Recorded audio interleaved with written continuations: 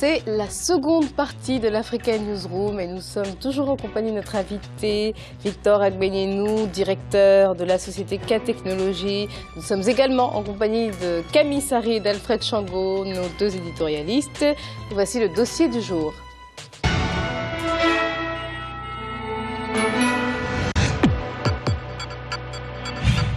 L'une des préoccupations majeures de ceux, et de celles d'ailleurs, pour vous Alfred, qui nous suivent sur le continent africain, est de savoir ce que le passage à la télévision numérique terrestre va entraîner comme changement. Va-t-on devoir changer par exemple de poste de télévision, acheter des adaptateurs TNT, est-ce que ce sera obligatoire ou facultatif? Des subventions des États pour vous aider à passer au numérique seront-elles disponibles? Reportage de Daniel Aboki et Chérel Iwatawema, correspondant au Bénin. Depuis quelques années, le Bénin a amorcé le processus de migration de l'analogique vers le numérique dans le domaine des technologies de l'information et de la communication. À l'horizon 2015, la quasi-totalité des chaînes de télévision et de radiodiffusion béninoises devront émettre à partir d'appareils numériques. Ce procédé présente de nombreux avantages pour les médias en eux-mêmes, mais également pour les spectateurs, premiers destinataires des programmes des chaînes. Quel regard les téléspectateurs portent sur la TNT? Quelles exigences techniques et financières pour eux? Zogbo, un quartier situé dans le 10e arrondissement de Cotonou, la capitale économique du Bénin. Il est l'un des quartiers les plus peuplés de la ville. Dimitri, jeune cadre, habitant de Zogbo, est un passionné des programmes télévisuels. À la fin de sa journée de travail, ce jeune chef de famille consacre sa soirée à suivre des journaux télévisés, séries et documentaires. En tant qu'acteur du monde de l'entreprise, nous sommes à la recherche, nous sommes à la quête permanente d'information. Et cette recherche, cette quête d'information nous amène à nous intéresser donc, à des outils, à des canaux de communication comme la télévision. C'est vrai qu'aujourd'hui, il y a une floraison des outils comme l'Internet, comme les médias sociaux. Mais la télévision, vous convenez avec moi, c'est un outil de communication traditionnel.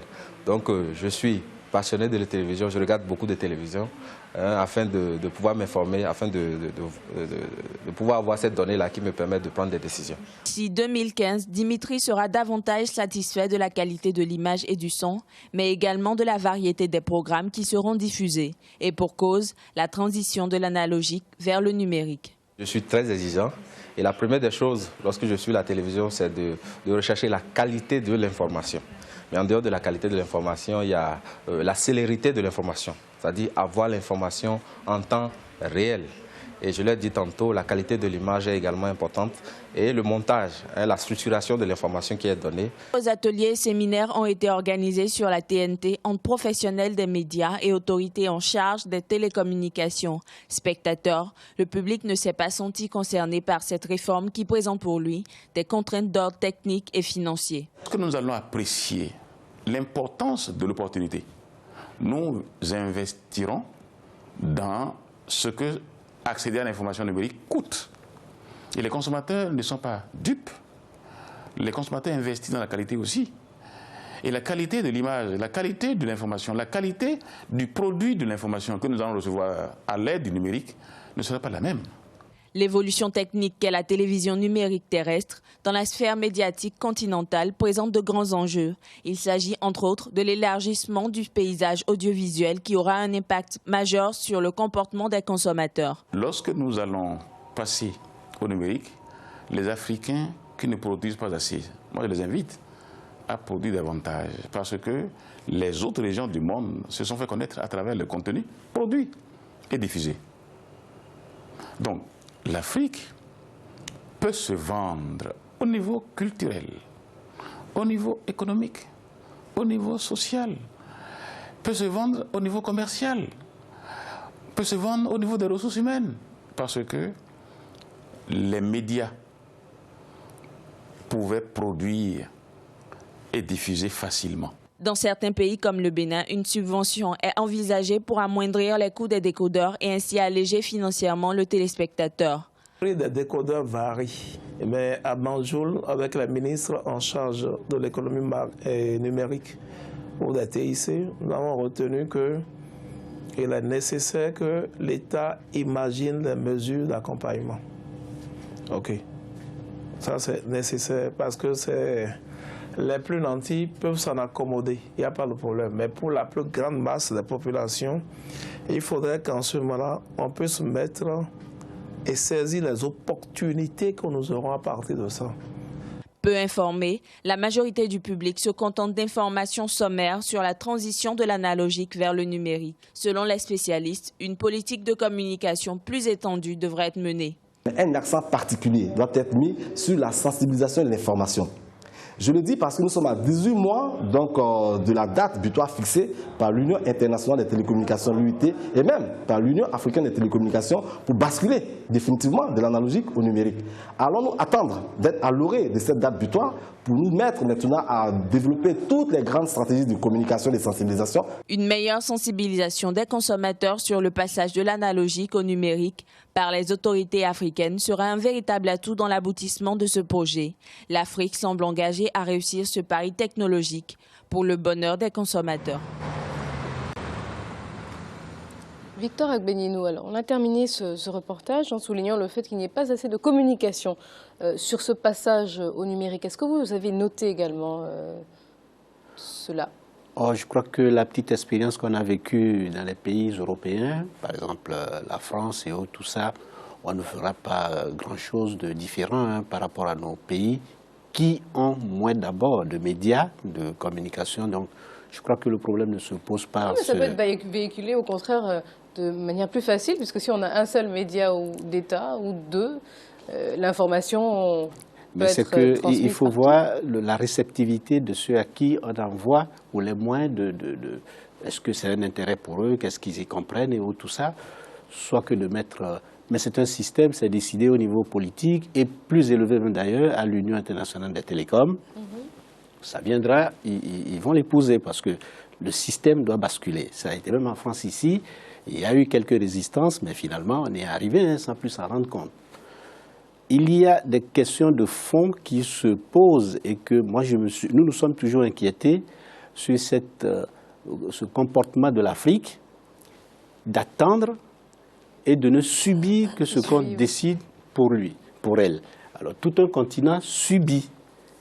Et nous, il y a longtemps qu'on a tiré les sonnettes d'alarme en disant, puisqu'on a eu cette avance-là, que la TNT a été déployée d'abord dans d'autres régions du monde avant l'Afrique, préparons-nous au niveau de l'intérêt que ce changement peut apporter, c'est-à-dire la fabrication des terminaux, la fabrication de ces décodeurs. On va voir que ce décodeur... C'est un domaine qui vous intéresse. Ah oui, ce décodeur qui ne vaut plus rien au niveau technologique, innovation, tout ça là, l'Afrique va attendre qu'on nous renvoie des vieilleries d'un peu partout qui ont été délaissées.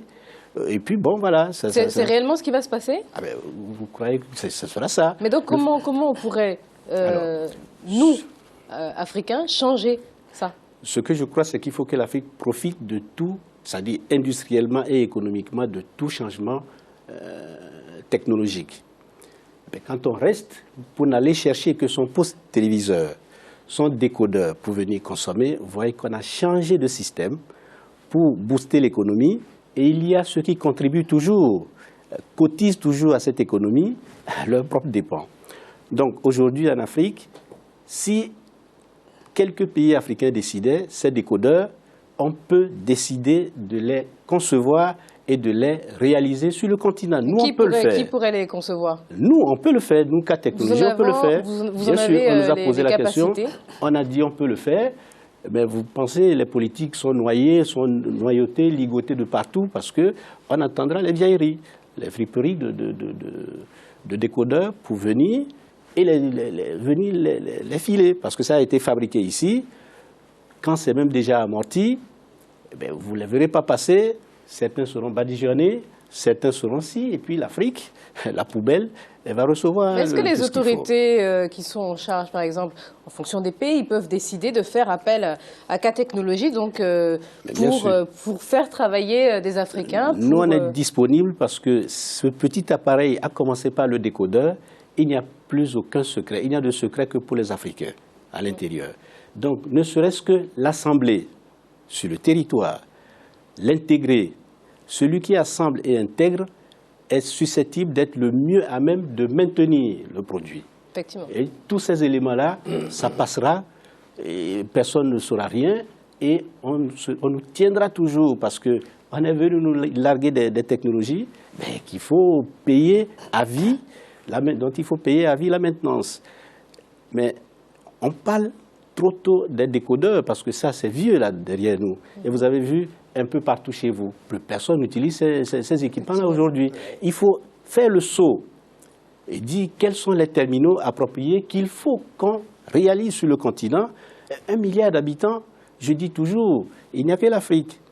On a le marché, on a l'argent et on a un potent en décision pour pouvoir faire avancer ce qu'on peut faire. Ce que vous nous dites, Alfred. Oui, mais ce que Victor avant cela était très intéressant, hein, Marie-Angèle. C'est-à-dire que l'Afrique doit sortir justement de l'attitude du consommateur perpétuel, éternel, qui reçoit simplement de l'Occident, mais qui ne produit, qui ne conçoit pas elle-même ses propres produits. En l'occurrence, pour ce qui est des codeurs, ça il y a certaines locomotives en Afrique qui peuvent financer, soutenir des initiatives comme ça, des pays comme l'Afrique du Sud, comme au Maroc aussi, il y a une dynamique qui est là, au Sénégal, etc. Des ingénieurs sont là, hein, ils peuvent effectivement, si on met les moyens à leur disposition, ils peuvent le faire. J'ajouterai une autre chose, quand on regarde par exemple la France aujourd'hui, à l'horizon 2020, on laisse les décodeurs, on passe à la fibre optique absolue. Donc aujourd'hui, on est en train de travailler à cela, puisque la fibre optique facilite le transfert, la rapidité, etc.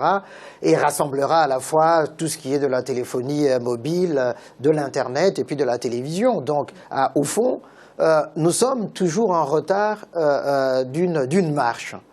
Et alors que nous avons les capacités, les compétences en Afrique existent, et les expertises existent, mais que nous ne savons pas utiliser.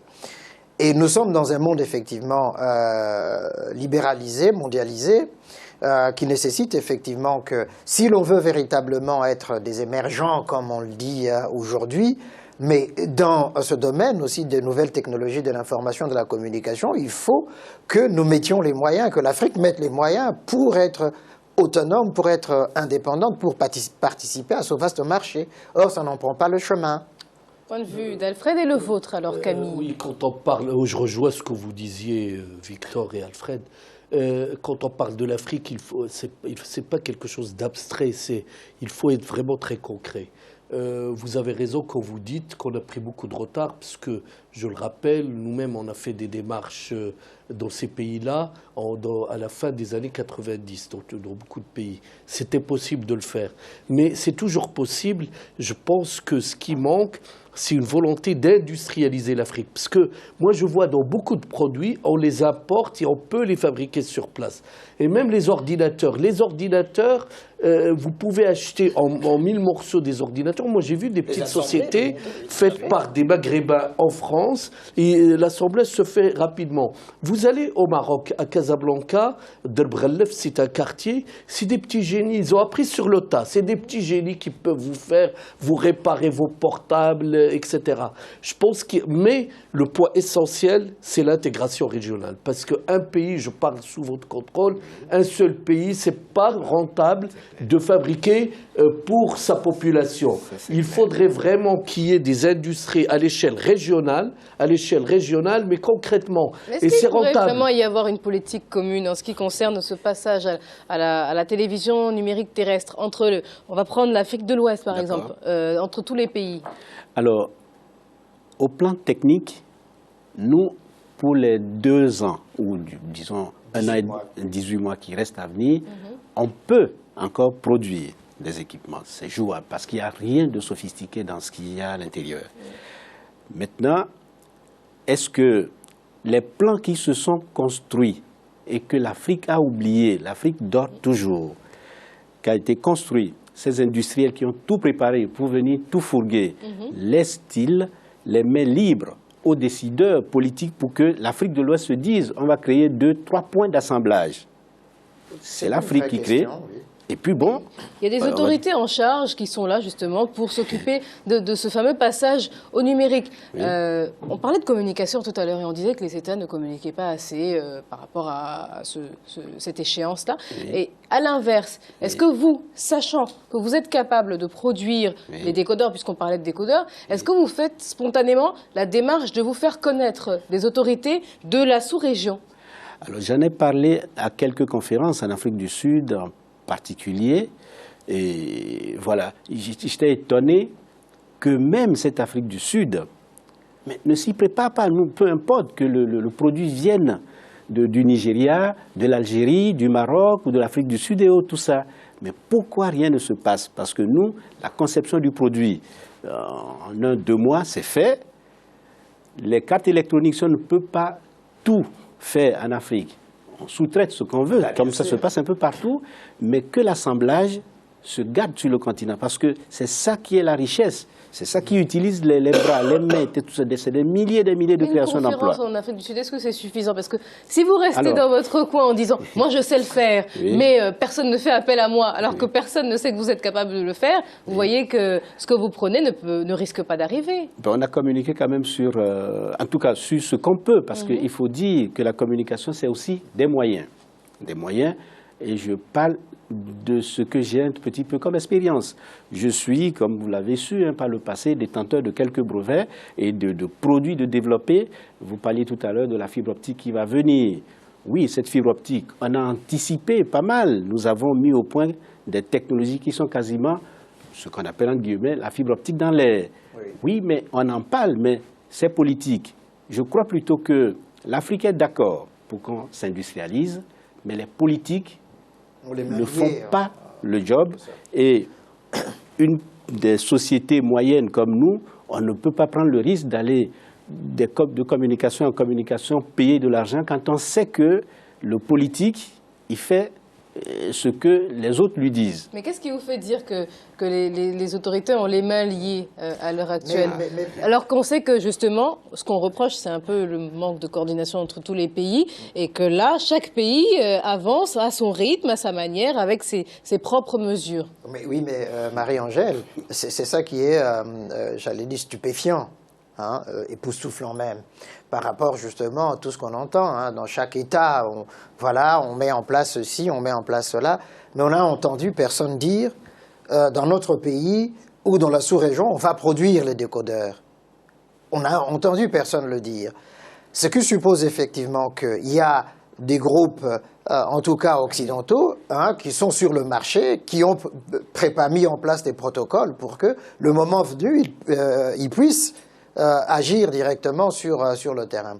Alors qu'effectivement, au niveau de l'Union africaine, au niveau de chaque région, on peut mutualiser, nous le disons souvent ici. Est-ce qu'il est trop tard? Non, il n'est pas trop tard. Il n'est pas trop tard pour mutualiser les moyens, pour qu'on arrive justement à mettre en place ces dispositifs-là qui permettent de produire les décodeurs en Afrique ou de les assembler. Ça, c'est un. La deuxième chose, la deuxième chose, c'est qu'effectivement, le consommateur risque d'être le dindon de la farce de cette histoire-là, mais pas tout le consommateur. C'est-à-dire, au fond, que ceux qui ont les moyens, la bourgeoisie africaine actuelle peut se permettre de s'acheter, etc. Mais les millions d'autres consommateurs africains qui n'ont pas les moyens, comment vont-ils faire justement pour y accéder? C'est ça. Il y a une réponse, on voit que vous êtes très impatient de vous l'explication, elle est simple. Elle est simple et elle n'est pas simpliste. C'est que dans nos pays, il faut le dire, dans nos pays, beaucoup de sphères dirigeantes ont intérêt à importer. C'est plus facile d'importer. Et quand on apporte à 100. Et quand on maîtrise, c'est des oligopoles, c'est-à-dire on connaît qui maîtrise les marchés, on vend à 150, on a 50 de bénéfices. Mais lorsque on produit sur place, c'est mon plaidoyer depuis toujours, c'est de dire en Afrique on doit produire. Il faut produire Et il faut plus apporter ce qu'on peut. Est-ce que cet exemple s'applique à ce contexte-là? L'exemple, voilà, nous avons un exposé, et vous avez raison de dire que c'est de l'assemblage. Pourquoi la Chine s'est développée? Parce que c'est un grand marché. Elle a développé des industries parce qu'elle a un grand marché de consommateurs. L'Afrique doit être un grand marché, mais il faut produire localement. Mais là, ça n'intéresse pas certains. C'est-à-dire, vous allez produire sur place, vous allez assumer toutes les contraintes, vous allez vendre, mais il y a certains qui ne vont pas profiter de votre investissement. Et c'est ça le problème, il faut qu'on produise en Afrique. Victor Aguinoni. Et c'est vrai qu'il faut qu'on produise, mais aussi bien le système dans les technologies ne diffère pas en grand-chose du système agroalimentaire, par exemple, donc pour mieux comprendre. Mais qui va pouvoir produire du poulet industriel au Sénégal, au Togo, au Bénin, ou tout ça, quand le poulet breton est déversé sur le continent avec des subventions? Mais c'est la même chose, ne cherchez pas, c'est la même chose. Si nous décidons, parce qu'on aurait pu lancer des chaînes de production du décodeur et du terminal, mais si après on dit que le marché est libre, et que le Chinois va venir vendre ses décodeurs et téléviseurs, que ces industriels qui ont déjà tout amorti vont venir le proposer à des... Alors, nous, on fait comment pour pouvoir faire ce projet-là? Donc, il n'y a que des décisions politiques qui peuvent encadrer. On parle de... Je ne dis pas protection, mais il faut gérer le marché. Il faut gérer le marché pour que une ébauche ou un commencement d'industrialisation puisse commencer. Autrement, c'est comme le poulet, c'est pas tout ce qu'on veut. Dernière réaction, Alfred? Non, mais je partage l'avis de Victor sur ce plan-là, c'est-à-dire qu'il faut beaucoup de volonté politique, beaucoup de volontarisme de la part de nos autorités pour savoir faire la part des choses. Quand je disais ils ont les mains liées, mais il y a les grands groupes industriels occidentaux, français, américains, etc., chinois, il faut le dire, mais qui sont prêts, qui sont sur les starting blocks. Dès le moment où on basculera, mais ils vont inonder les marchés avec leurs produits. Du coup, ce qu'on aurait pu produire nous-mêmes et sortir justement de cet esprit de consommation, de consumérisme perpétuel, se continuera au fond en Afrique et c'est dommage. Merci messieurs, c'est la fin de ce débat. En bref, dans l'actualité, la succession d'hommages rendus à l'ancien président sud-africain Nelson Mandela a été l'occasion pour certains de revenir sur les avancées connues dans ce pays depuis la promulgation de la Constitution en 1996. La loi limitant le droit à manifester continue de diviser l'Égypte. Selon les organisations de défense des droits de l'homme, elle serait totalement liberticide. Et dimanche, 3 figures de la révolte de 2011 étaient jugées au Caire pour une manifestation interdite. Retrouvez-nous dans quelques instants pour la 3e partie de l'Africa Newsroom. À tout de suite.